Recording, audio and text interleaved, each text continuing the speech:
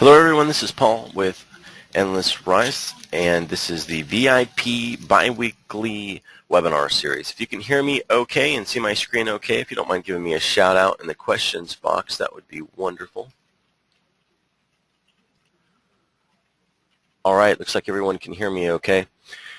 It's good to be back in the Philippines. I just got back last Friday from our trek to SMX East in New York, and then we were in the local summit 2013 in Denver.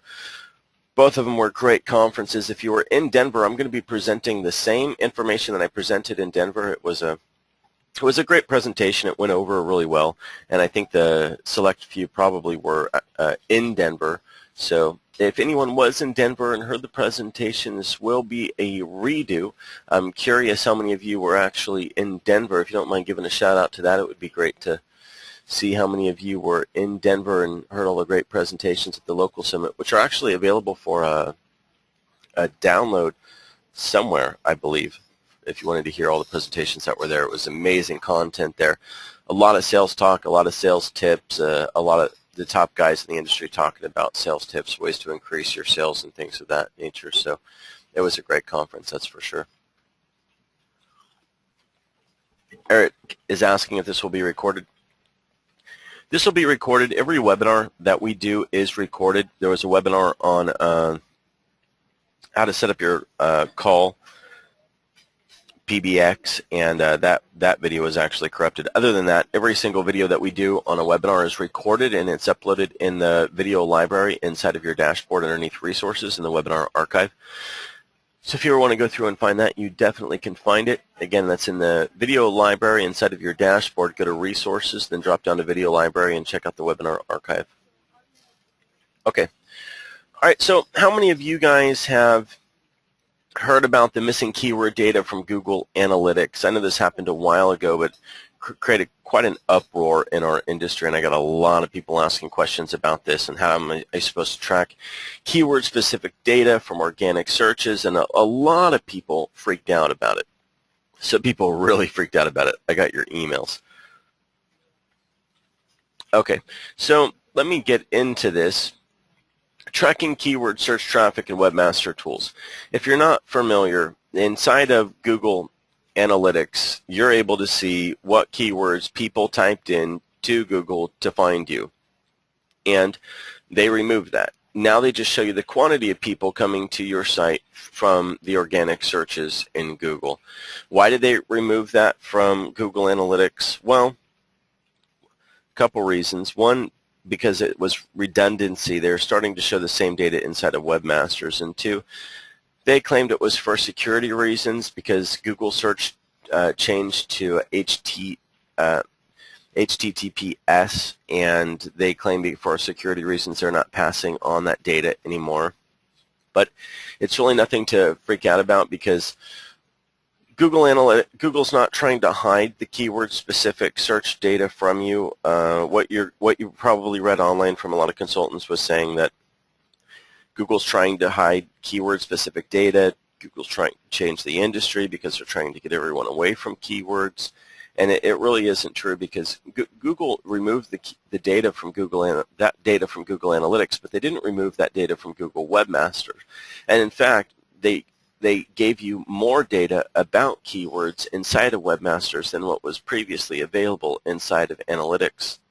There is redundancy to the data, and also Google did not remove the ability for other analytics programs to track keyword-specific search data from organic searches. So although it is no longer displayed inside of Google Analytics, you can still use a custom analytics program or an open source one like Piwik, and you can still have that same data that was inside of Google Analytics on the organic keyword searches before, because Google's still passing that header information through to the site to read along with the user. So you don't need to worry about Google trying to remove the keyword-specific data or to have any other intentions behind it, even though everywhere online everyone made a big stink about the whole thing. It's just not something to get really worried about. It made for some really juicy blog articles and write-ups and something to hype the industry about and get everyone buzzing and get a lot of people traffic that are consultants out there, but it's really nothing to worry about. So let me show you what you can do instead to track that organic-based traffic. View top search queries inside of Google Webmasters. So if you have Google Webmasters and you go under Search Traffic, select Search Queries, the top Queries tab is displayed by default. This will show the top search terms people use to get to your website. It also shows data like impressions, clicks, click-through rate, and the average positions of the search results for that query. Does anyone know why now inside of Webmasters you're actually able to see the average ranking position? Does anyone know why it has the average ranking position instead of just your ranking inside of Google? Like for instance, your average ranking position could be 3.2 or 6.7. The reason why they give you your average ranking position inside of Webmasters is because when someone types in a keyword from Seattle, Washington, it's going to give them slightly different search results than what someone would get that might be logged into their Gmail account or might not be logged into their Gmail account from Houston or from New York. So search results are not always the same. It varies depend on your geographic IP address and also if you're logged into your Gmail account and if it's showing you local tailored results or not. So because search results are different based on the searcher, what Google does is say, well, maybe there were 5 searches for this particular keyword, and from this search you showed up at 3, and this search you showed up at 4, and for this search you showed up at position 5, and for that same search you showed up at position 4, and it will average out your ranking position. And the benefit of getting your ranking data directly from Google is having that average ranking data, because that's the most average, that's the most accurate ranking data you're going to get in the world, and no other software can pull that for you. No one can, which is why we're building out our new keyword ranking dashboard to pull the Google Webmaster ranking data, and that will be released by the end of November, and that's the reason why they have average ranking position. Now, the impressions come from whenever someone searches for a particular keyword. If your client's website shows up in the search results, say even on page 10, they count it as an impression. So you're now able to get impressions in organic search, as well as cross-referencing it with the number of clicks, looking at your click-through rate and your average impression, or in your average position. So that's more data than Google Analytics ever gave you. Now, if you wanted to view top pages associated with search queries, you can dig deeper by analyzing landing page data through Google Webmaster Tools.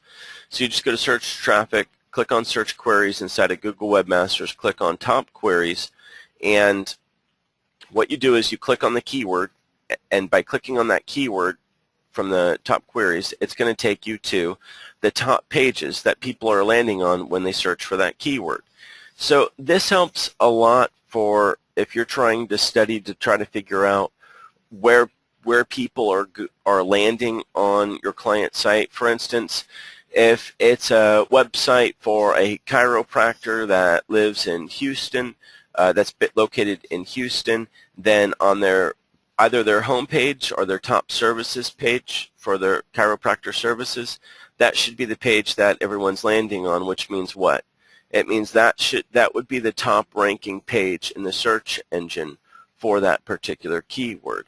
And so for you to be able to understand what the different pages are that people are landing on for a particular search term, you can now do that by clicking on the keyword, going in and seeing what pages people are primarily landing on whenever they come in. So that's also a really valuable tool and a really easy way to drill down on that. And that specific flow to get to the top pages landed on per search term was not available in Google Analytics. So again, keyword-specific data, there's Google again giving you more information than what you had before through Webmasters.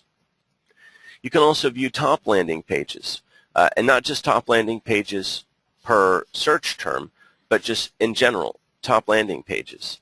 So if you go in and go to search queries and you click on the tab top pages, it'll just tell you your top pages that are being landed on in general.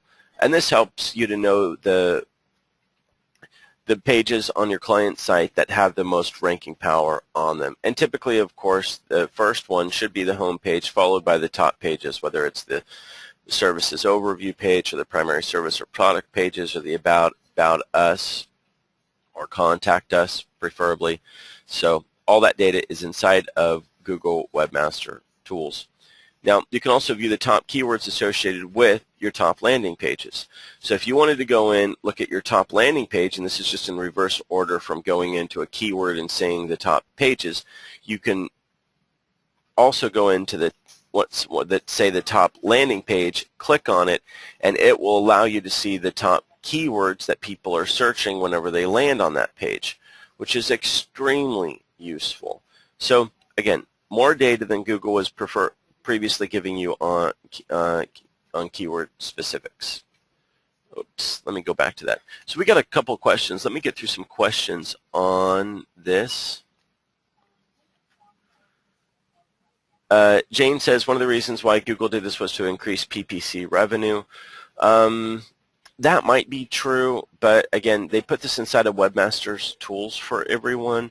One of the things it did is if you're going to track goals and conversions based on particular keywords coming through, again, with custom analytics software or aftermarket analytics software or third-party analytics software, you can still do all of that, so they haven't disabled it. So I really think that Google had redundant data in analytics with webmasters, and it made sense for me that they removed it from Google Analytics, really.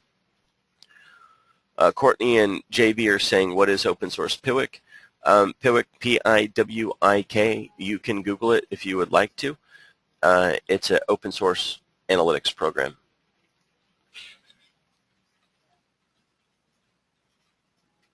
Wanda says, what about results for people that are not logged into their Google Plus account? Well, for people that are not logged into their Google Plus account, their results might vary from if they are logged into the Google Plus account, which is another reason why Google's now showing your average ranking position, which, for instance, could be at a 1.3. Tim says, is geotagging keywords still relevant? Geotagging keywords is still relevant.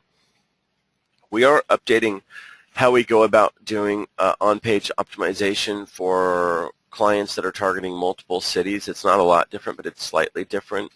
But how we optimize them for their geographic locations is going to be a bit different.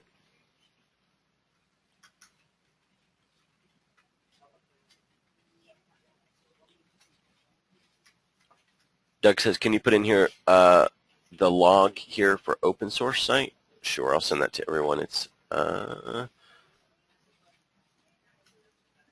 should be, I think it's just piwik.com.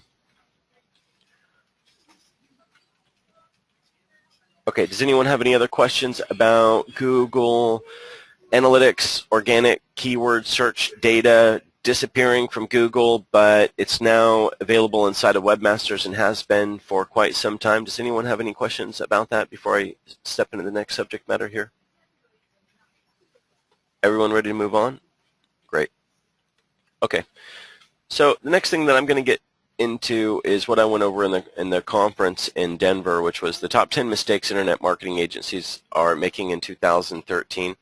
And this is just, you know, from my view. I consult with a tremendous amount of marketing agencies, and whether they're from large marketing agencies to smaller marketing agencies, I see a lot of agencies making the same mistakes. And, you know, being at the conference was interesting because there's a lot of, you know, from SMX East in New York to Local Summit in Denver, there's a lot of advanced topics going on. There's a lot of advanced sales topics. There's a lot of advanced lead generation topics. Definitely at SMX in New York, there was a lot of advanced consulting subject matters.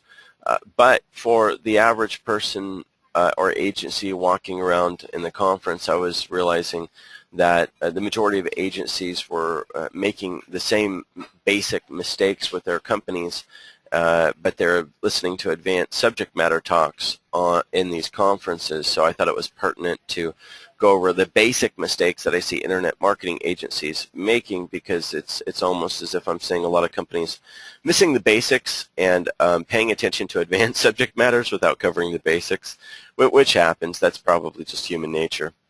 So here's the top 10 countdown of the 10 biggest mistakes that I see internet marketing companies making in 2013. Starting at number 10 on the countdown, not working hard to get leads. Lack of consistent lead generation strategy to make sure you're always progressing the sales side of your business. The following work, all you have to do is do them and be consistent. The question is, how efficient are they? I've done a lot of sales coaching over the last 2 years, a lot of webinars, a lot of strategies, partnered with guys to make sure that we're offering the right software to help people sell.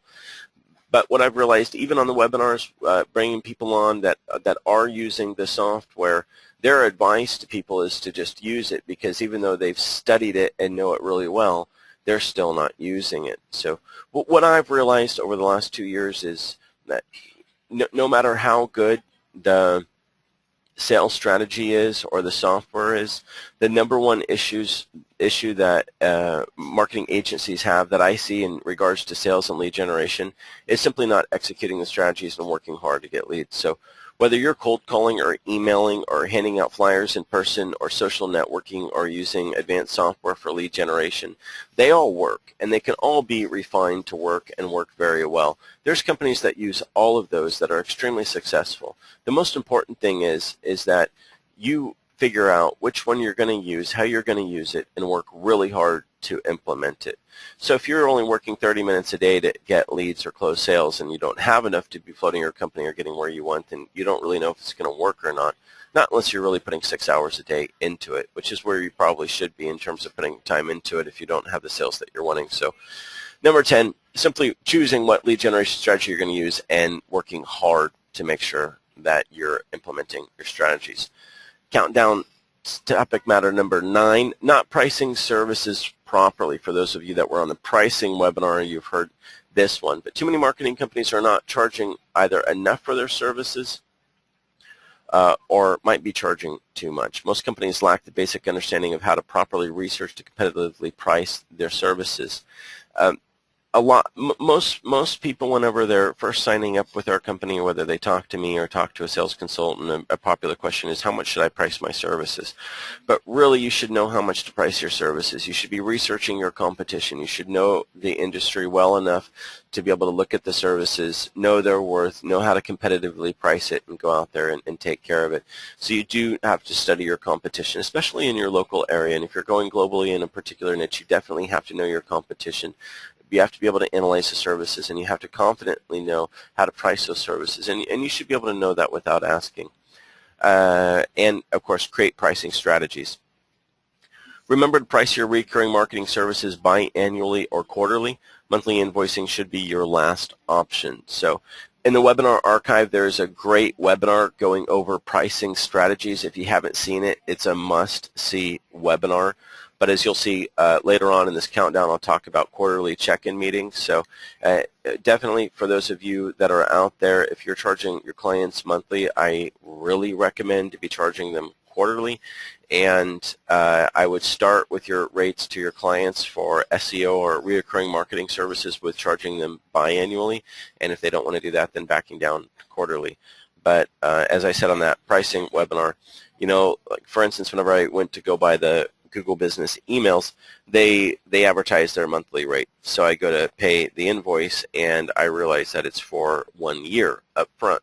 And then they get back to me and say, well, yeah, that's the monthly rate, assuming that you're going to pay 1 year in advance for everything. And if you don't want to do that, then here's the higher rate for paying for you know, a lower duration of service. So you can always bring your clients in and say, hey, here's your rate, monthly rate, assuming you're going to be paying at 6-month intervals, and say, I don't want to do that. Say, okay, well, here's a 15% increase in pricing, and you can play quarterly. How's that? We'll compromise. So really, monthly invoicing should be really your last option, but you really shouldn't drop below quarterly invoicing to your clients. There's no reason for it. And you have to ask yourself, Do you really want to take on a client that's only willing to pay you monthly? Or do you want to take on clients that are at least willing to pay you quarterly? If clients are only willing to pay you monthly, they're going to give you a hard time every single month, and they're letting you know that in the very beginning by telling you that they're only willing to pay you monthly. So you really need a question to yourself. Do you really want to be charging your clients monthly? Number 8 on the countdown, lack of marketing agency uniqueness. It can be difficult to stand out from the herd. Many marketing agencies have a hard time justifying why their services are better than their competitors, and it is important to continually evolve your services and products to remain unique. Yes, we have a lot of resellers and companies underneath us, but the majority of people that sign up to work with us as a marketing agency was a pre-existing marketing agency. So in other words, they existed before signing up with us. But the thing is most marketing agencies, they look very, very similar. Their services look extremely similar. Their websites look very similar. And they were pre-existing even before signing up with us. So I definitely see a huge lack in the entire industry amongst marketing agencies to take effort to try to make themselves unique. And you don't have to do a whole lot to become unique. It doesn't mean that you have to go into product development yourself.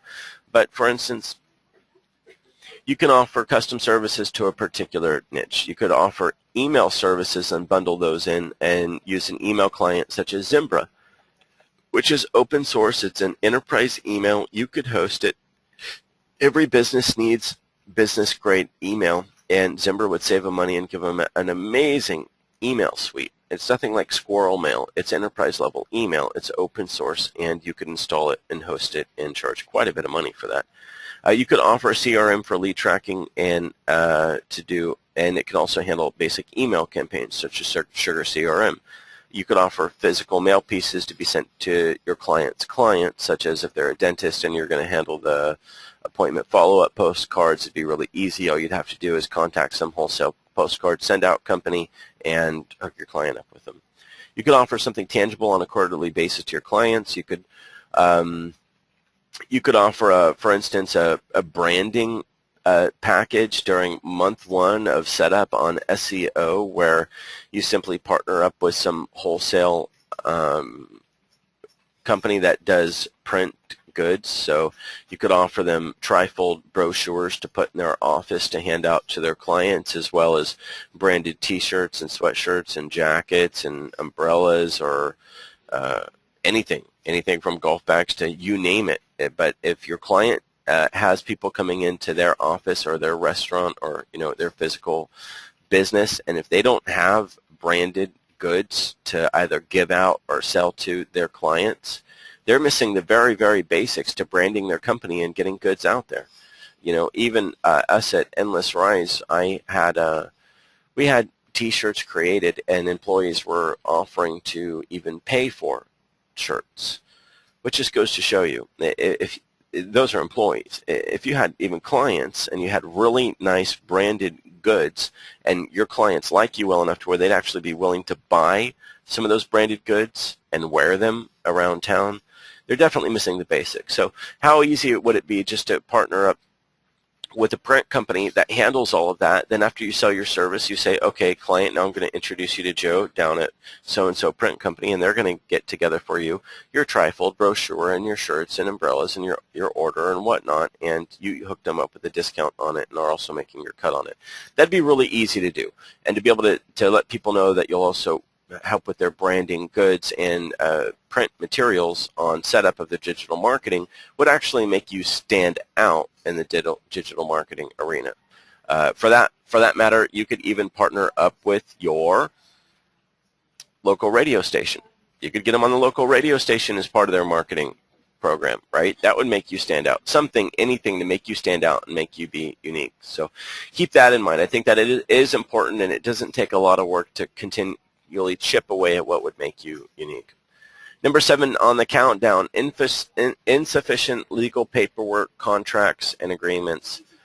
This is probably one of the biggest things. And, this isn't just for marketing agencies. Really, any small business or new startup, most of them lack the proper contracts, agreements, and paperwork.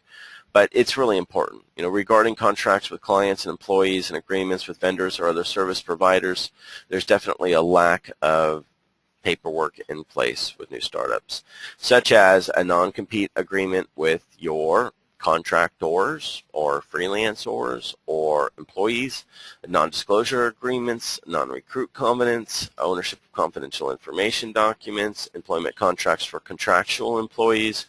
Even if you have, VAs or remote workers working for you, you should still have an official contract for them as them being a contractor to you. That's still your responsibility to take care of. Covering terms and conditions on client contracts, such as your refund policy. If you don't have a refund policy, you're leaving yourself wide open. A statement of tangible work provided on your terms and conditions, guarantee conditions very well detailed if you do offer them, and details on your chargeback policy if you are handling credit cards. If you're not covering any of those, you need to be. It's worth the time to pay your attorney to create or review these with you and make sure that you have those in place. The majority of the time you won't need them, but in the case that you do need them, you're going to be happy that you do have them in place. So yes, and these do need to comply with your local laws, which is why it's good to get an attorney to handle those. Number 6 on the countdown. Little to no training materials for employees. It is the responsibility of the employer to provide sufficient training materials. The typical training I see most marketing agencies giving to their sales teams, VAs, or project management team is verbal or a rough outline at best. If you have sales guys internally, if you have project managers internally, if you have VAs remotely or people working for you remotely, if you're getting frustrated at not being able to replicate them or replace them and spending too much time in training, or they're not following instructions well enough, etc., you have to ask yourself, did you create proper training materials in the very beginning? And very detailed training materials, detailed enough to where the employee should be able to cover 70% of their required training just by going through the training materials, which probably should consist of anything from screenshots, images, videos, and of course written documentation on those on whatever training it is that you need them to be covering. Should be extremely detailed, not brief, and should be in a very organized format, step by step. Almost every time I've spoken to a marketing agency or design agency and they're having issues managing their team or remote workers that are working directly for them, I ask them if I can take a look at their training materials. The majority of the time they say I don't have training materials, or they say they have an outline, but they say that the majority of all the training is verbal instructions, and I say, well, your problem's pretty clear, but it's not your employees, it's you. You never created training materials to train them, and that's really, really important. Most companies don't take the time to put that together, these together, because it takes a lot of time, it takes patience, and at the same time, you really have to know what you're doing and what you want if you have to create the training materials. And typically, people don't know 100% of what they're wanting from their employees or remote workers. I know it sounds odd, but it's the truth. Remember, you cannot hold someone responsible for their actions if they were never properly trained. Scalability is heavily based on your ability to hire, replace, and efficiently train your employees. This is for marketing agencies that do have in-house employees or have some VAs, so keep in mind, training materials are key whenever you do have employees in place, whether they're salesmen or not.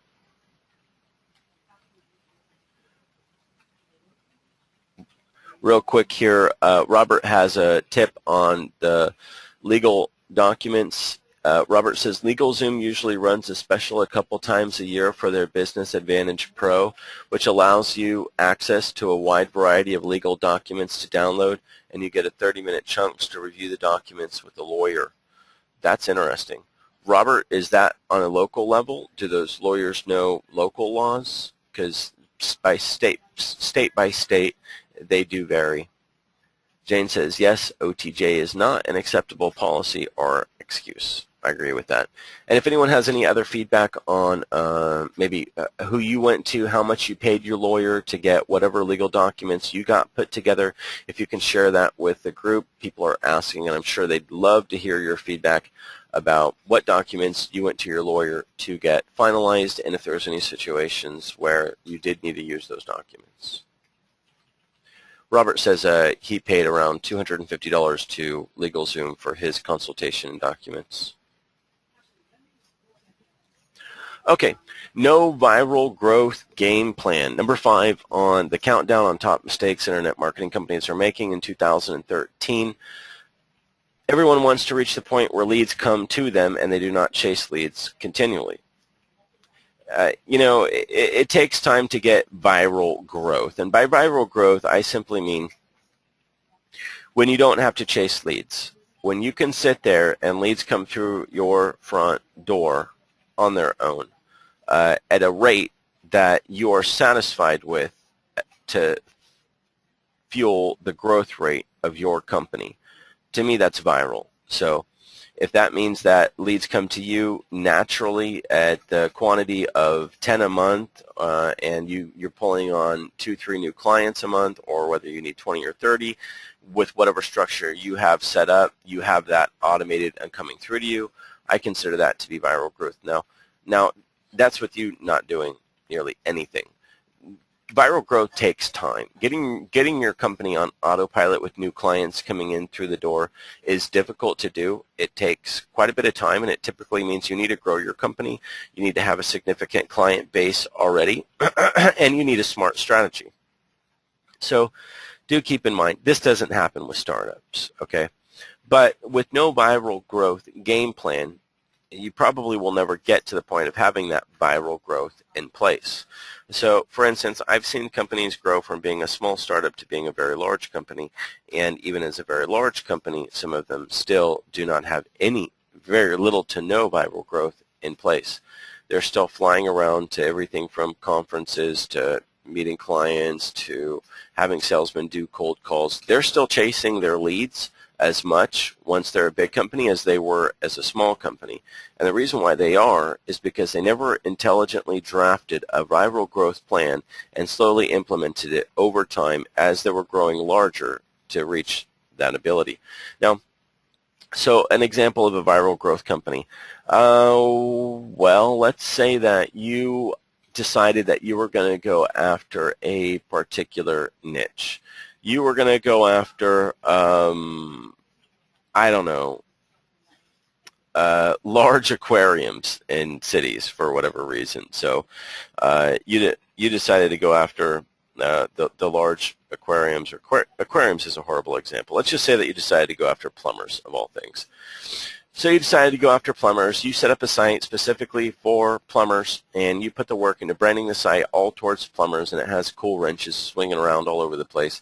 And you were able to land, over the course of 1 year, 20 plumbing clients and retain them. So out of those 20 plumbing clients, you got 10 video testimonials that you stuck on your site. You did case studies off of your success with your plumbing clients, and you built yourself up a great brand, did a lot of press releases on yourself, built up your reputation, and now you have a significant online presence towards plumbing companies. And you fly yourself to Vegas to a once-a-year plumbing convention, and you get to meet some of the big guys that run, I don't know, something like plumbingmagazine.com. And you strike a deal with plumbingmagazine.com with revenue share on all the leads they can send you, and they happen to send their plumbing magazine out to 20,000 plumbing companies in North America. Now, you just made viral growth once you sealed that deal. Does that make sense to everyone? Now, with that mutual strategic partnership in place, you're going to have leads funneled to you without paying for them, without doing anything. You're going to share some of the revenue with a partner that's not in competition with you, but in line with the same audience that you're looking for. And it took some time to get your company up, took some time to get clients on board, get your brand out there, and then you were able to land a strategic partnership, and now your company is slated for viral growth. That's a game plan. That's a plan. With that plan put in place and you working towards that plan can happen. Without that plan in place, it does not happen. So now, the following examples of other ways that your company could grow virally. Become a notable speaker in your community. You know, Just take every opportunity that you can possibly get. Offer in-house training to companies with marketing departments. That's smart. If you start offering enough in-house training to companies with marketing departments and you get that on your resume, then you can advertise it to enough companies in your local community to try to get them to come to a small conference that maybe you host yourself in a hotel. Offer certification training to individuals in your community. Of course, you'd have to take the time to create training. Yes, so again, it takes time, it takes work, it takes effort. But you put the plan in place, you chip on it, and maybe it will take you 1 year to get there. Maybe it'll take you 5 years. Depends on your plan. The most important thing is your plan is in place and you chip away at it over time. Hold small conferences in your community to educate people about online marketing and how to market their own business. Seem like a daunting task? Well, why don't you go network with a couple other marketing companies that are smaller startups maybe, or medium-sized companies that are interested in going in with you on a small conference, and you all share a piece of the pie. Get into a niche and establish strong referral partners like I just talked about. And there's a lot of other ways to go about it. These are just some ideas off the top of my head. But again, if you don't have a viral growth plan to work towards as your, what makes you smarter than the other marketing companies that are out there that's going to allow you to get your leads trickling into you on autopilot and not with software. Get the plan, think about it. If you don't have the plan, dream about it, wake up, think about it. Think about it when you're driving, thinking about it when you're in the shower. Always have it in the back of your head until you devise your master grand scheme to get your company to viral growth, and then start brainstorming your steps and estimating how long it's going to take you to get there, and then work to get there, and you will get there. But without a plan, you won't get there. The majority of marketing agencies that I speak to have no viral growth game plan and haven't taken a lot of time to think about it, which I find to be astonishing. Take the time to think about it. It's worth it. Number 4 on the countdown, selling the client what makes them happy, not what is best for them. It isn't easy closing new clients, especially in the world of SEO and recurring online marketing services, and the primary goal with clients is retention for you guys, obviously. Oftentimes what is best for the client is overlooked for what is best to close the sale. This makes for a quick close and a low client retention rate. Obvious examples for this, particularly for SEO, selecting keywords that are too competitive, trying to rank for too many cities the client has no physical location in, going after keywords in a category that is simply overly competitive regardless of the competition level of the keyword, and for competitive keywords, not consulting the client on the size of their website and realistic content requirements to compete. Outside of SEO, failure to select services that will never return them any ROI. So, always when talking to a client, you have to weigh what's best for them versus what's best for you in terms of your profit margins. Of course, if you're sitting in front of a client, they have one physical location in a suburb outside of a larger city, and they say to you, hey, I want to rank in the larger city right next to me in Google Maps and the surrounding 5 cities here for this keyword. Can you please rank me in these 5 cities even though I have no physical location in either city? And of course, it would be much easier for you to close that sale if you were to just say yes, and yes, and yes. Sure, I will do that. Awesome. Give me 1 year. I'll get you there for everything. The problem is that might not be realistic, and especially whenever it comes to Google Maps rankings, ranking a client for somewhere in a city that they don't have a physical location in, you're going to have an issue. The better thing to do would be to let them know that, first you need to focus on where their physical location is. 2, if there's not enough traffic there, you need to back up in place, and you probably need to be running some retargeting or remarketing in PPC, and also focusing on their social media for alternative traffic stream generation outside of organic. Now, that's being a proper consultant. That's looking out for what's best for your client. Is that what's going to make you the most money? Is that what's going to close the big deal for you? Is that what's going to give the client what they were looking for? No. But what the client is working for isn't realistic. It's not going to happen for them. So all too often I see a lot of companies closing campaigns that are just making them the highest profit margin, but it's making for a quick sale and a very low client retention rate, and that's at the consulting level. So keep that in mind. When you're dealing with clients in marketing, you have to weigh in your head when you're in a situation on measuring what's best for the client or what's best for my profit margins. You have to remember what's more important to you. Closing the sale and getting the money for a couple months worth of service, or retaining the client for a longer duration on a lower profit margin maybe. For instance, going after keywords in a category that isn't simply overly competitive regardless of the competition level of the keyword. Just because a keyword is long tail, no, it does not necessarily mean that it's not competitive anymore. If you wanted to go into Google and type in a long tail keyword such as refurbished 3G iPhone for sale, that's the best. You're probably going to get in the search results very, very strong competitors that are out there. Even if your client is fresh out of the oven, if your client has a site that's fresh out of the oven and only has 5 pages on it, even though they're going after some long tail keywords, just because the subject matter of the keyword that they're going after is refurbished iPhones, they're going to have a hard time.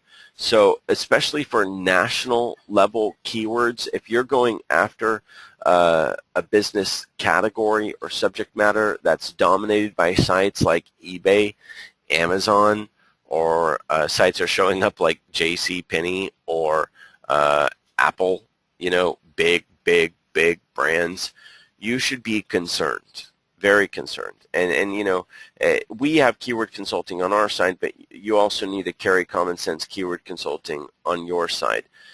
Is it any more realistic to think that a client that put up a brand new website that only has 5 to 20 pages on it could compete with a site like Amazon.com, even for a longer tail keyword? And the answer that's coming forward is no.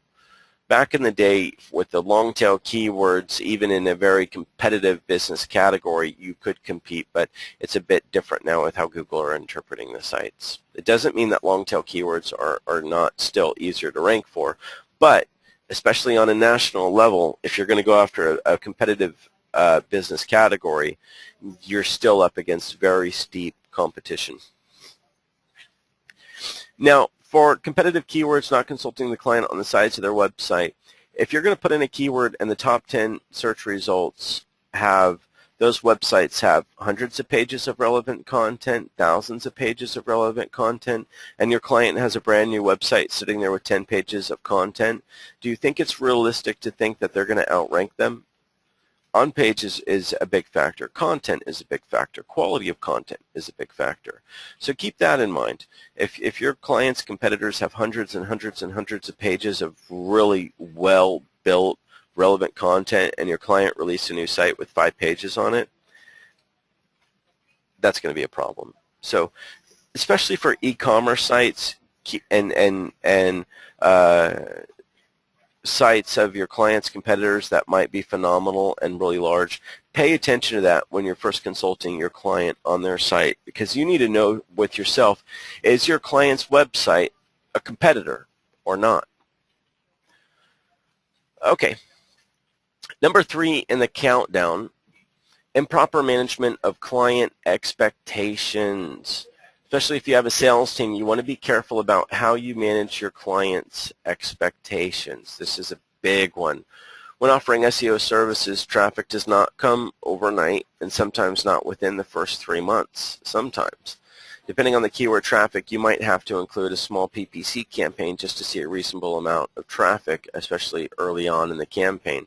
If you want to keep your clients long-term, you have to consult them properly on what services are best for them. If SEO, what are the best keywords, and make sure to manage their traffic performance expectations, which is difficult to do. Sometimes keywords do not have a lot of traffic behind them. Sometimes local keywords have 20, 50, 100, 200 searches, but even at that, at ranking position 10, you're still looking at what, 3%, 4% of traffic. So that's one of the reasons why we do recommend that people bolt on PPC retargeting or remarketing, as well as social media or proactive PPC in the very beginning. There's a really unique strategy of offering PPC later on in the SEO campaign if SEO traffic to a certain degree is not met. But you do have to make sure that you're managing the client's expectations well, and also while managing their expectations, let them know that the value of the work that you're doing for them is, one, creating branded materials to them and publishing them, increasing their online presence, and as well as increasing the traffic that's going to be coming through their site. You're a branding and traffic generation firm. Top 4 mistakes in managing client expectation. 1, promising to deliver page 1 rankings for all of their keywords. I hear that one a lot from newbies. Promising to make them tons of money without understanding the campaign's traffic potential.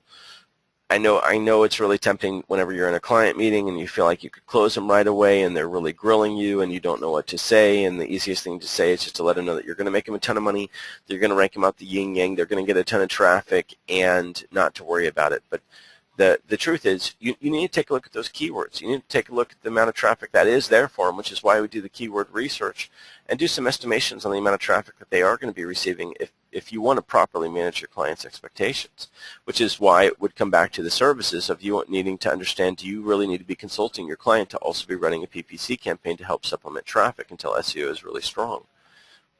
That's part of your consulting. Promising to show them dramatic results in the first 3 months of an SEO campaign. Promising e-commerce clients page 1 rankings for their products without knowing if their products are unique to them.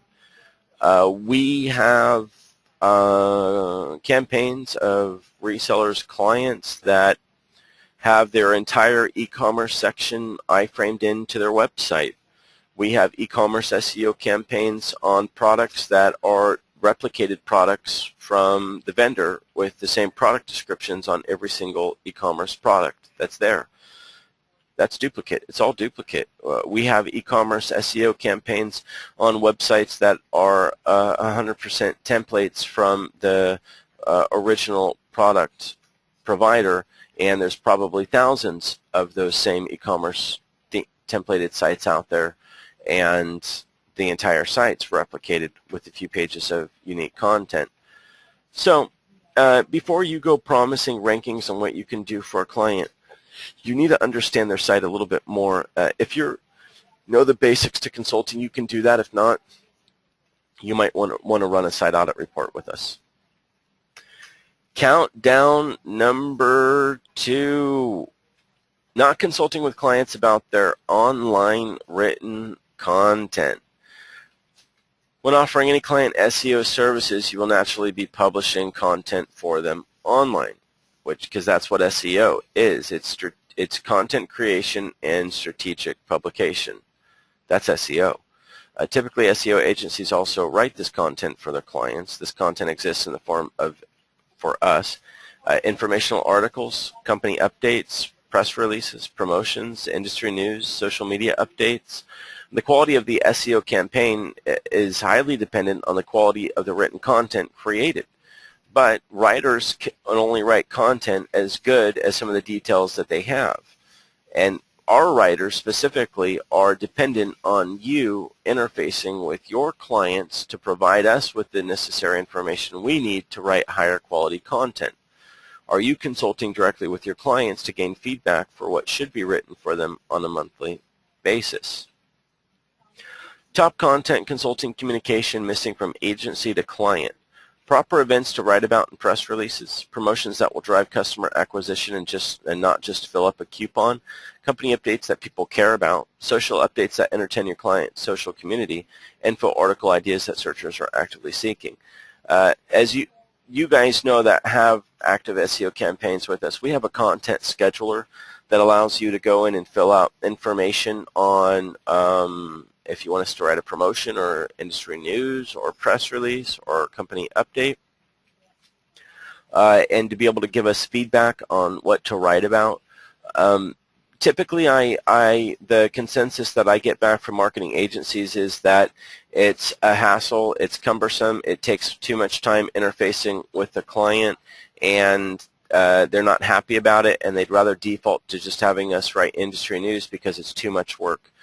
And you know, on our end, I'm going to be creating more project management video tutorials starting next month. I'm going to be working on that a lot. I've done enough sales training. Now I'm going to do project management training from moving forward from November until it's all done.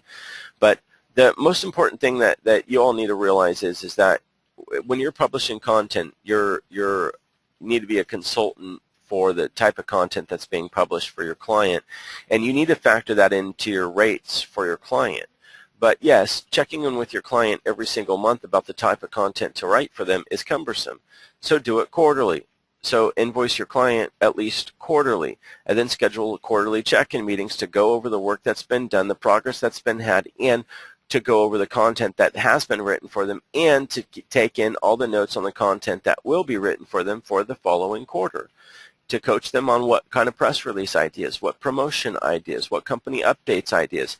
Take down all those notes, put it in the content scheduler while you're consulting with your client, and now you are a brand consultant.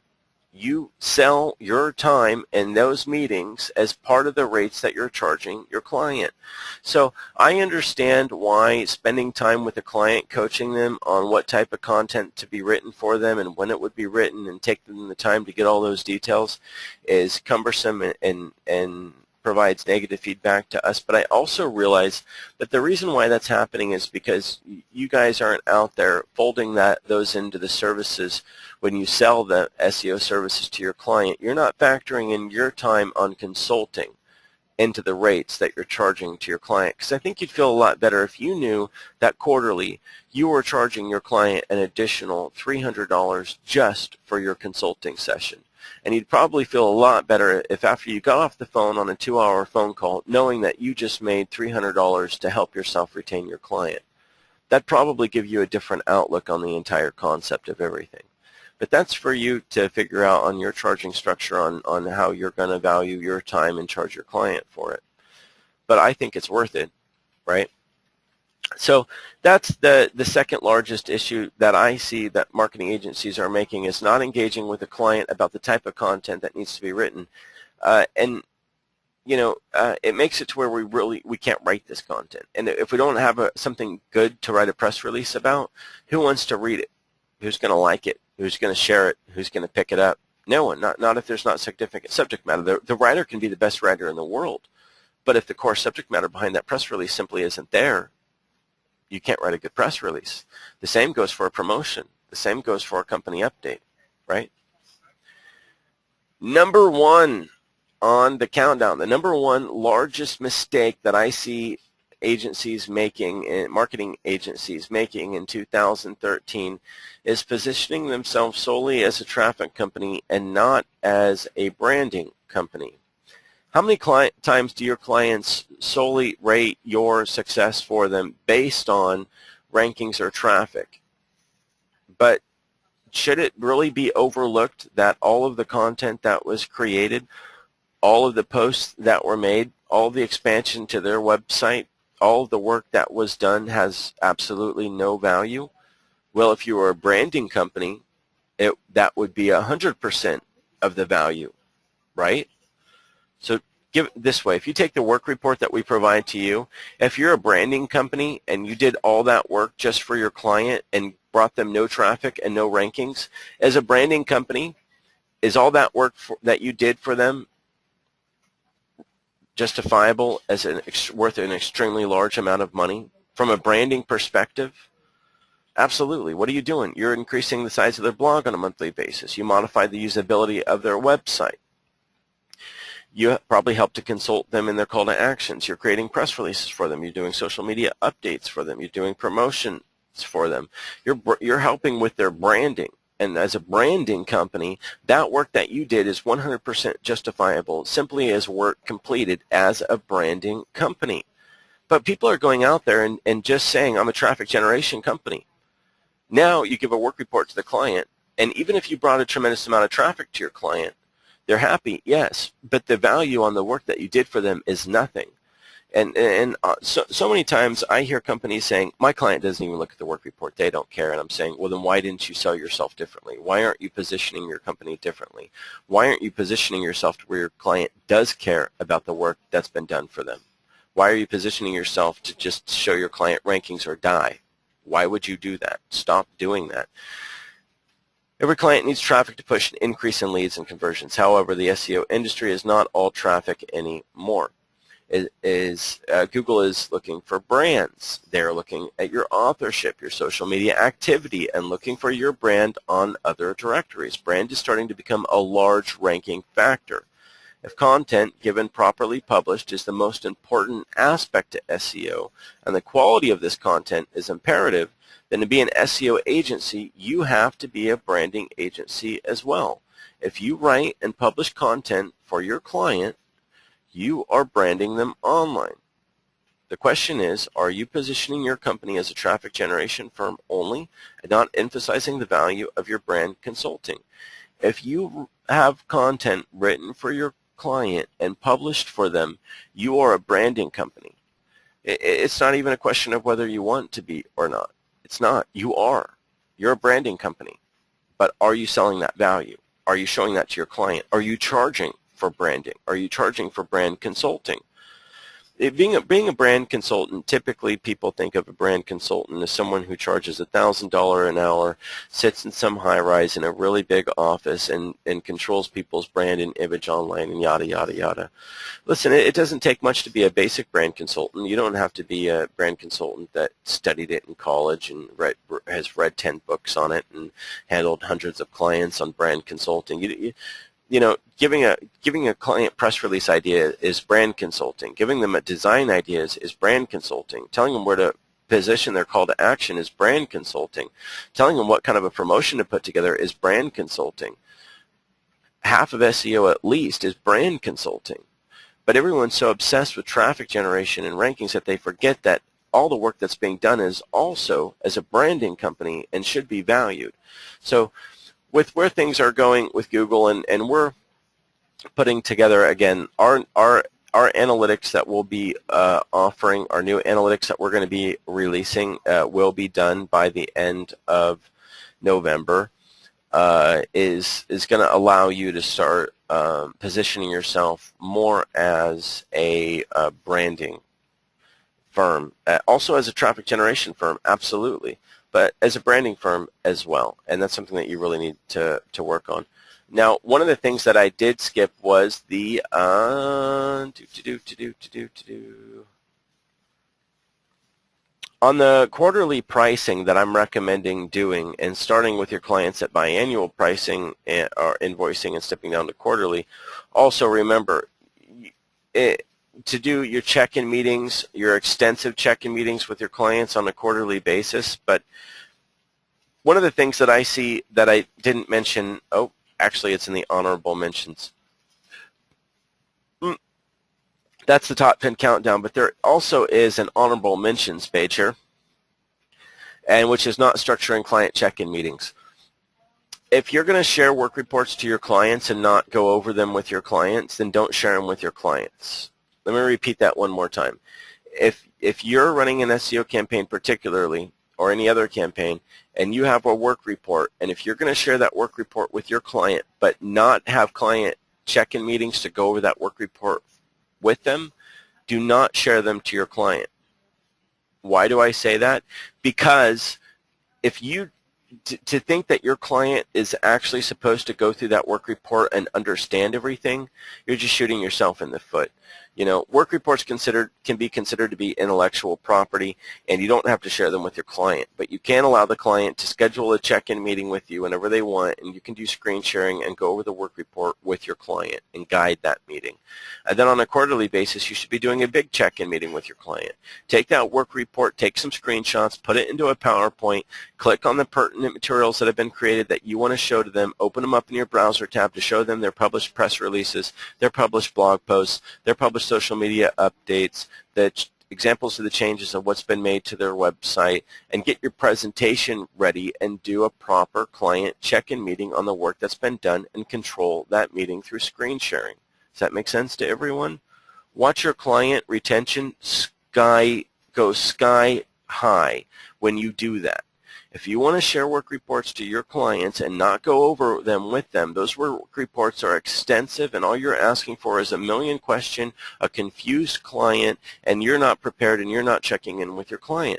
If you want to retain your client, then be responsible. But I recommend having a basic optional check-in meeting monthly, and then prepare your big quarterly check-in meeting to go over all the work that's been done, put it in official check-in meeting format on a nice PowerPoint with a nice cover letter, guide them through the whole thing. On that quarterly check-in meeting, go over the content that you're going to write for them over the next quarter, go over the progress on the traffic that's going on with them, and structure your check-in meeting. Have a table of contents, have a PowerPoint created, and push through it and control the meeting. And by doing that, you will retain your clients for a very long time. If you want to invoice your clients, and if you want to give them your cell phone number, and if you want them ringing you at all hours of the day and night and sharing them work reports and not explaining it to them how to interpret them and fighting to get invoices paid on a monthly basis, it's not because your clients are wild and crazy or because the industry is difficult to be in. It's because you didn't structure your company. And it's not hard to do that. It's really not. Not educating the client on how to interpret the work reports, not setting customer support time expectations and structure. If you say to yourself, I'm not sure if I should take on this client because I only want to take on clients that pay me $1,000 a month, but I'm thinking about taking on this client that's going to be paying me $400 a month. And you'd like to take them on because they might be able to bring you more business, but you're really concerned that they're gonna talk to you so much and bother you so much that they might not be worth your time to take on as a client. But I hear this all the time. But what I don't hear companies saying is, oh, I don't worry about that because I structure my support time like any responsible company does. Right? If you're going to have a client that doesn't pay you a lot of money, then structure your support time with them. Don't let them call you any time of the day, any time of the night, and get you on the phone and talk your head off for a couple of hours. If you have a client that's paying you a couple $1,000s a month, then sure, give them your cell phone number. Tell them to call you at 2 a.m. and when you wake up, you woke up for a good reason because that's a big client that's worth waking up for. But if it's a very small client, they're very needy, they're going to haunt you, they're going to cause you a lot of issues, then you should have structured your support time with them in the very beginning. And how do you go about doing that? Set up Zendesk, set up OTRS, set up a ticketing system online and let them know that that they have the allotted 1 hour check-in time per month, and they can schedule it with you through a meeting scheduler link. And if outside of that they need support, they need to submit a ticket, and that ticket will be responded to within 36 hours during business hours. Does that make sense to everyone? Structure your support time. Don't leave yourself wide open unless you're willing to have someone bother you all the time.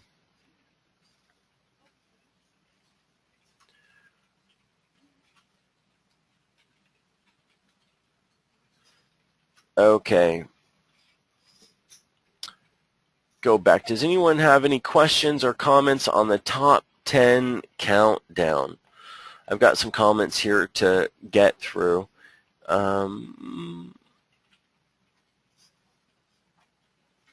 Rima says, we switched over to winter time last Sunday here in GMT. Have you not? I'm late.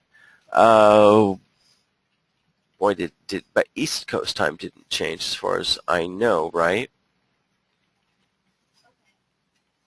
Robert says, on a PowerPoint tip for the check-in meetings, Google offers in Google Drive free presentation platform. Free, easy to use, check it out.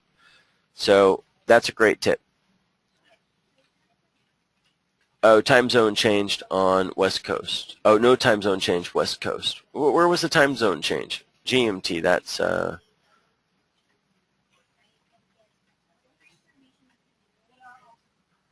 East Coast and American times will change this upcoming Sunday.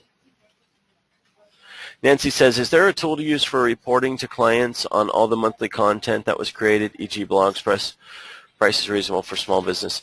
No, there's not a tool for that. That's your work report. There's no tool that exists for that. But, you know, in terms of analytics, let me see if I can get into here.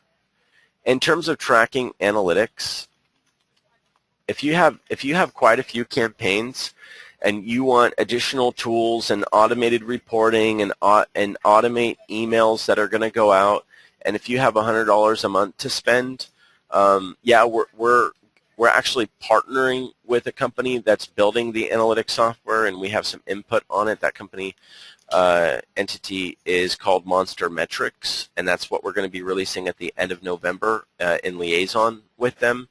But really, if you're able to afford Raven tools, which I believe is it's $99 a month, and I don't think it gets any cheaper than that. I think $99 is as low as they go. Raven Tools is great, really. It's really cool. Now, of course, Raven Tools isn't going to give you the work report. And yeah, we have our keyword ranking dashboard for you. Raven Tools has already built out what we're going to be pulling in our metrics. They've got the webmaster average rank. They've got everything. They've got all kinds of tools. They've got automated reports. If you're looking to automate your monthly check-in meetings, which you can't automate your quarterly check-in meetings, which need to be extensive, but if you're looking to really provide some wicked reports and have some really cool tools to use to just, you know, maybe like for instance on the typical month, send the client, you know, automate some reports to send to the client, but your quarterly meetings are the extensive ones. If you have $100 a month to spend, Raven Tools is the place to go, or none. Okay, that was Raven Tools. Where's my PowerPoint? Come on.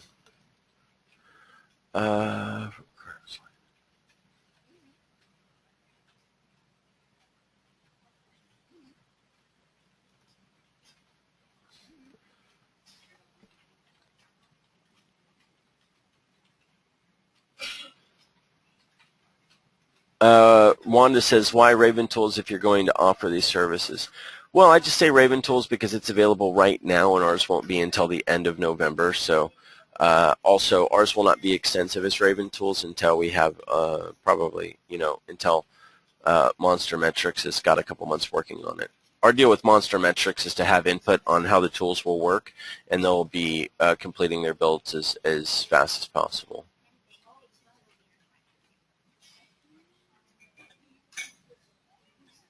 I'm just going to go on over some of the feedback before I move on here. Henry says, I just had a meeting with one of my clients where I pulled Snagit images off of the pages I wanted them to focus on. Not a good idea to give them access to the work report. The work report really can be shared with the client, but the work report is so detailed and extensive for you. But you would need to really educate the client on how to go over that. And I don't recommend doing that. I really don't. Jane says, bore them with facts and stats. After a couple of these sessions, they no longer want to even see them as long as the revenues are present. Robert says, that's because clients love to be taken care of. Satisfaction goes up. Yep.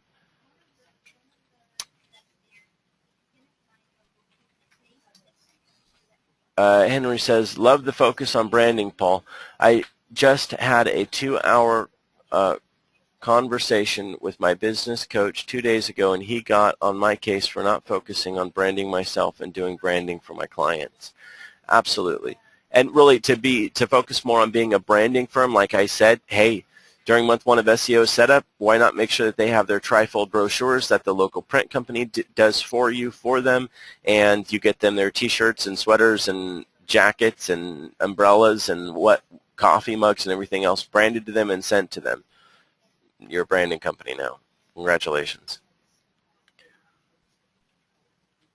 Tim says, when running SEO or ORM, how do we get advanced visibility from ER on what PRs and blog posts will be posted and on what dates for the following month? Advanced visibility. That's in the content scheduler. In the video library, there's a video going over the content scheduler. And once your an SEO campaign launches, you'd have access into that.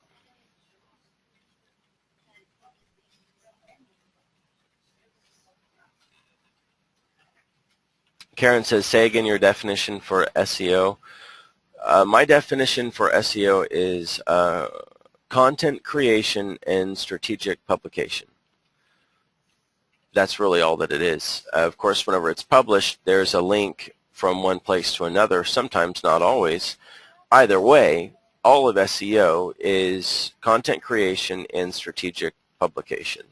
The strategic part is what everyone talks about in all the conferences, but it's really that simple, which is why on top two on my top two and one on my list is why I'm talking about the engagement between the agency and the client on helping out with the subject matter and the direction on the content that's created, because SEO is content creation and strategic publication. But once published, the idea is that it's quality enough that people care, that people after they read it do not say this was a waste of my time. But with no involvement, really, how much can you expect out of your writers? If you were going to sit there and write for a company and you didn't talk to them, how well would that go? Be difficult. Douglas says, if you tell the truth and don't make the sale, that could be good. Your competitor will take the business with a lie and will eventually get fired. Who's he going to call? Right, right. Richard says, video content is exploding. How do we know if a client site is optimized for a video campaign? Well, if you're into videos, you would be able to know that by looking at the client site. But really, to optimize a client site for videos, typically you need to host the videos on the site, because even if it's a YouTube video embedded in the client site, the YouTube video is going to rank with the YouTube link and not the URL of the client site that the embed video is on.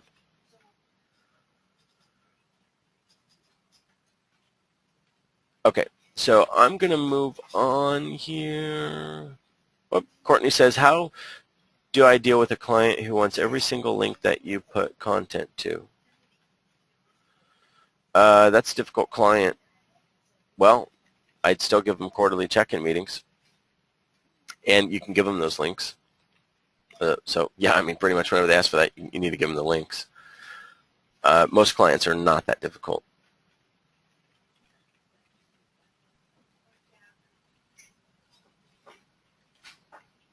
Okay, I'm going to quickly get through a little bit on creating crushing content to crank conversions, just a little bit to get through this, and then we'll go ahead and wrap up the webinar because we're already in about at an hour and 17 minutes, but I just want to get through this real quick, and I'm going to speed through it because I don't want to go over being on this for more than an hour and a half because I know y'all are busy and people have things to do.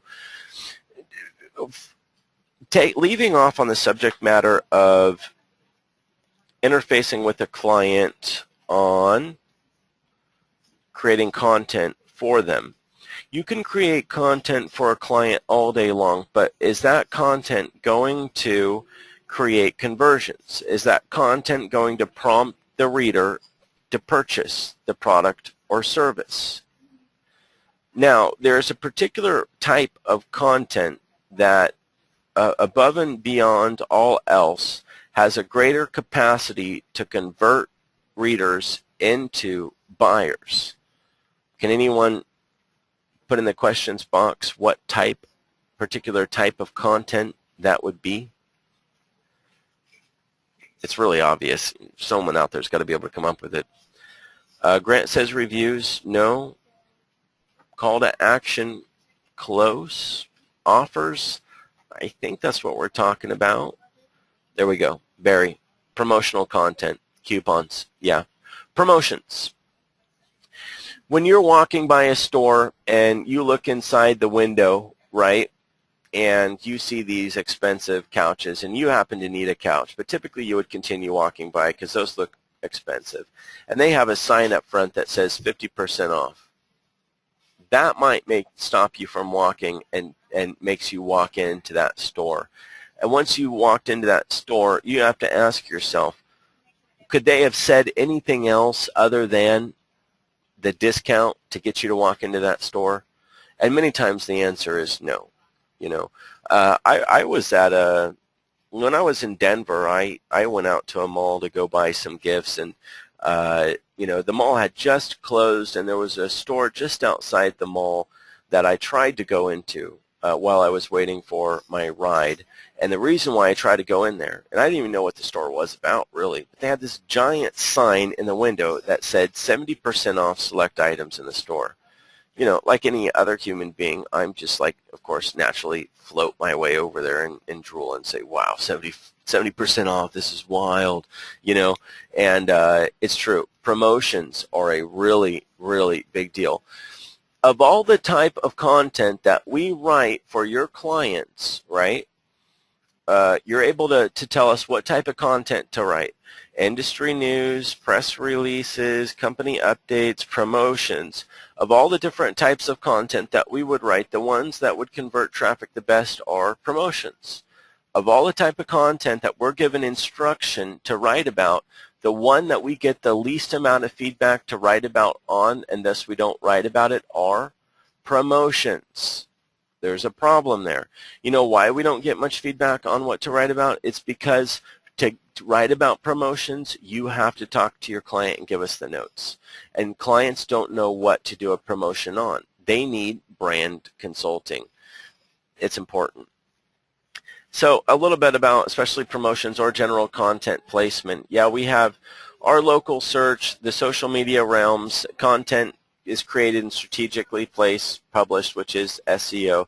So of course we're publishing it on different publication points for the search engines, social media, and on preferably their mobile responsive websites. So in general, yes, content marketing.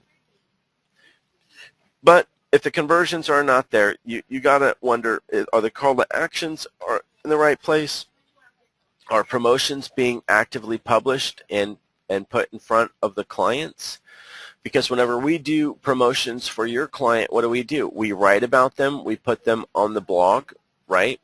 And we also distribute them out to their social sharing sites and their social media sites. And that's powerful. So that does the promotions for them and gets it out there to their audiences. This helps to gain more visitors, engage more visitors, gets more leads, and more customers. And I've got some notes on this. Let me just see here. Oh, that didn't help.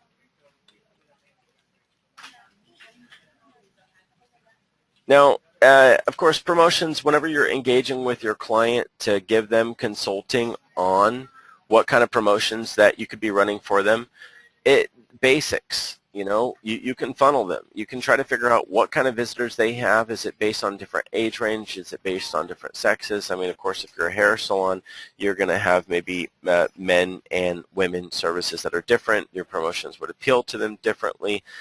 You can run promotions based on different products or services or the different customer type. It's really basic, actually. There's a lot of consulting to be had with promotions. Basic questions to be asking the client. You know, do they have a funnel to identify the different types of clients that they do have? Do they have promotions they can run for different products or services? Understanding the customer type to help brainstorm the type of promotions that they could be running. It is true, you can run a promotion on something that just says, hey, here's a free handshake, or come in and I'll give you a hug. You can do that, and that's fine, and we'll write it and we'll publish it. But is it going to prompt anyone to make any action? No, it's not. Promotions need to be significant. They do. They need to be strong enough to make someone make a decision that prompts them. Promotions do two things, right? It offers a product or a service at a lower rate, one. Two, it puts pressure to avail of that rate because there's a deadline. Promotions do two things. Offer a discount and put a deadline on it to prompt the reader to get in, make the purchase before it expires. It prompts the conversion to happen because there's a deadline. So of course your consulting is not only just about the promotion, but how long is it going to run for, right? Content promos convert customers to repeat customers as well. And the reason why they do is because it increases customer loyalty. In surveys done, customers oftentimes say that they feel their customer loyalty to the vendor increasing whenever they offer a promotion. So that's the end of that. I had a lot of notes on this, but I skipped over most of them just to try to stick to the deadline here. Remember that in the video library, so if you go to resources and you go to video library, in the webinar archive, you'll be able to find all the old webinars. Webinars, after they happen, within 1 week are uploaded. Sometimes they're uploaded within a day, but give us a week because we edit them and we have to render them and we have to get them uploaded, and we typically send out an email. But if you miss webinars, and we have our biweekly webinars, and sometimes we have impromptu webinars on the in-between, you should get in here and go through them. These are really valuable. The last one we did was on October 15th, and we did how to turn one lead into 50, a recap. That was huge. That was huge. Our original turn one lead into 50 video was big. This one was even bigger. Before that, we had a webinar on getting your foot in the door with clients using our professional site audit reports. Before that, we had how to set your pricing for online marketing services. That's the pricing webinar. That was really big. A recap of everything we do to help you close more sales, how to utilize your consultant and all of our tools, and are you marketing your own marketing company? So a lot of really powerful knowledge and information in there. And if you dig down even further, there's the really extensive education. This one from May 30th is Mastering the SEO Technical and Value Sales Pitch. If you really want to learn our SEO services, this is a 2.5-hour webinar that goes through 220 slides on a PowerPoint to allow you to see examples and how to further understand our SEO services. If you really want to understand our SEO services and how to pitch it to your client, watch that webinar. The same equivalent, extensive training on our local buzz services, going through over 150 slides on a PowerPoint. And then here's the one for social media, here's the one for PPC, here's the one for reputation management, and here's the one for web design. Those are extensive coaching on our services. So if you have the time, if you really want to get to know our services, dig down into the webinar archive and find the extensive training because it's in there.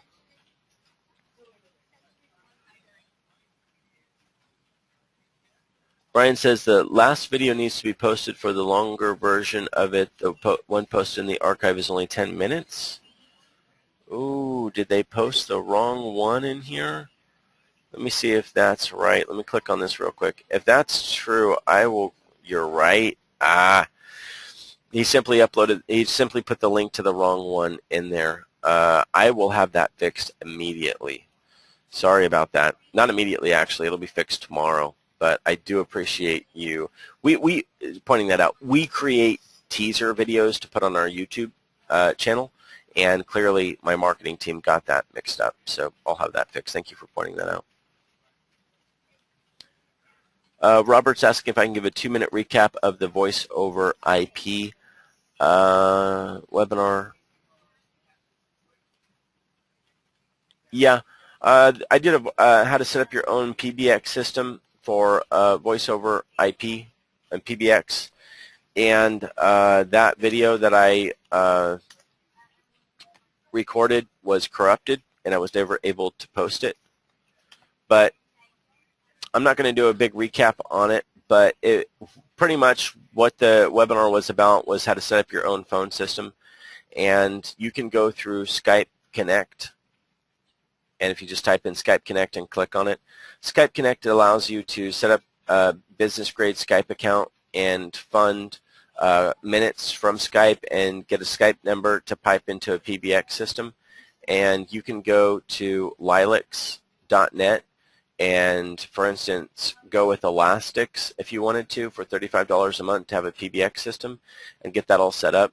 The webinar that I did was about how to set up the PBX system, and pretty much me saying it's the cheapest way to have a professional phone system with scaling extensions and yada yada.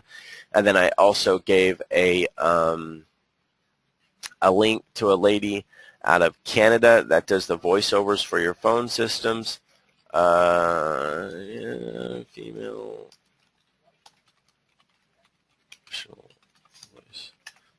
I don't know if this is gonna, there we go. And I also referred people to Lisa Oki, at lisaoki.com for the voiceovers on your PBX system, because her rates are, I think her rates are very reasonable, and she has done voiceovers for clients such as BMW, Aquafresh, Chrysler, Deloitte & Touche, Hallmark. I mean, she's really that good, and her rates are reasonable. So she's the one that did ours on our phone introduction, which I need to have her revamp.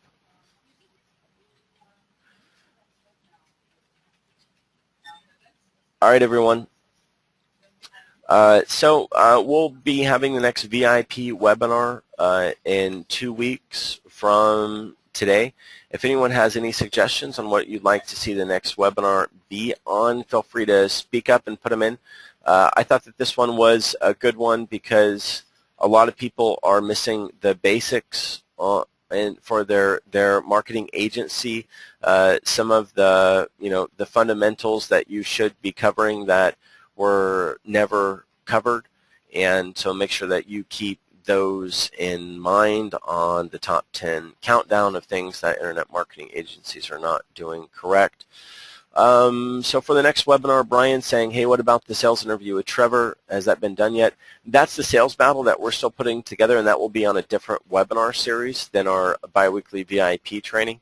So that will be a different webinar series altogether.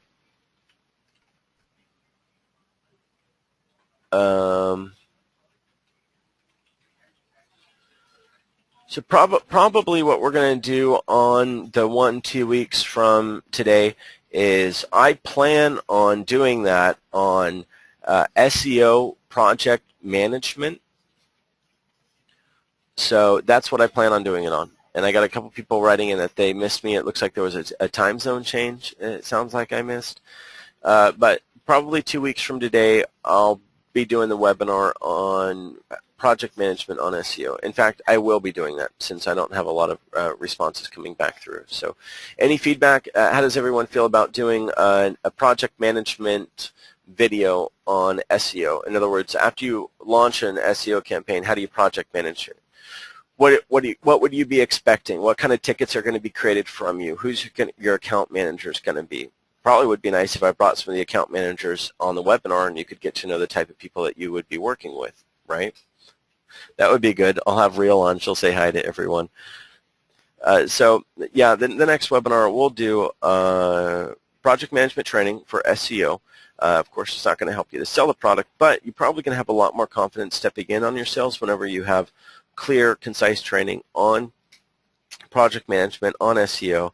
And keep in mind, if we're going to do a webinar, which we are going to do on SEO project management, it's going to be a heavy webinar. So bring your coffee, get your sleep, because that sounds to me like probably a 200 slide 2-hour webinar, and I'm definitely going to have to pound my coffee for that one. So this is going to be a pretty intense webinar 2 weeks from today. So I'll get an email put together on it and give an outline of what the webinar is going to go over, and we'll start the next one with SEO, and then probably what we're going to do is continue on to PPC project management training, web design project management training, social media project management training, local buzz project management training, and then we'll have all the project management training done for you so that you'll know what to expect whenever you launch campaigns, right?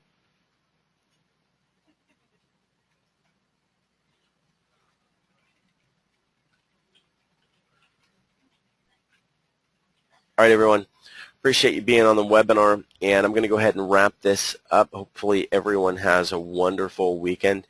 It's good to be back in the office. For those of you that I did see in New York and Denver at the conventions, it was really nice meeting you in person, and it was great meeting some of the other players in the industry in person. And so hopefully everyone has a very, very happy Halloween. If you have any closing comments about the webinar, maybe any takeaways that you have from it, if you thought it was a good webinar or not, if you like the content in the webinar, if you can give me a shout out on that. It's always nice for me to get your feedback on the nature of the content on the presentations, as I'm always trying to bring you guys the content that's best for you. And, best for you to spend your time on. So, all right, everyone, happy Halloween. Thanks for being on the webinar, and I will see everyone 2 weeks from today. SEO project management training. Bring your coffee. It's going to be a long one. Take care.